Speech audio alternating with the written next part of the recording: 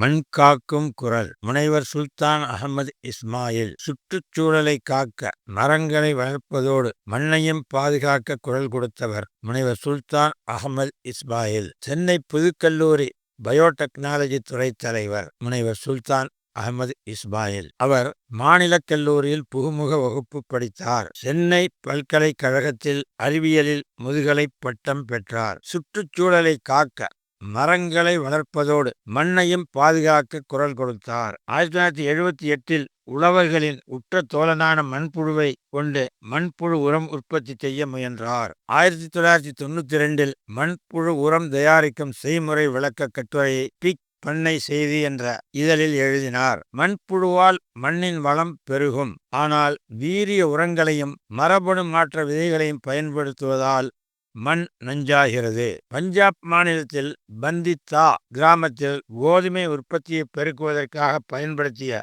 ஆர்கோனா chloride உரங்களால் மண் மாசடைந்து நஞ்சாகிவிட்டது. அந்த மண்ணில் வளரும் மரங்கள் கரியமில வாயுவை உட்கொண்டு பிராணவாயுவை வெளியிடுவதற்கு பதில் நச்சு காற்றை வெளியிடுகின்றன. இதனால் இந்த கிராம மக்கள் புற்றுநோய்க்கு ஆளாகின்றனர். இந்த ஆபத்திலிருந்து கிராம மக்களை காப்பாற்ற விழிப்புணர்வு முகாம்கள், பயிற்சி பட்டறைகள் நடத்தினார். சென்னை கோட்டூர்புரத்தில் உள்ள கோளரங்கத்தில் சுற்றுச்சூழல் நிகழ்ச்சிகள் நடத்தினார். இவரின் இந்த பணியை பாராட்டி தமிழக அரசு அறிஞர் அண்ணா விருதும் எக்ஸ்னோரா சுற்றுச்சூழல் நண்பன் விருதும் வழங்கின.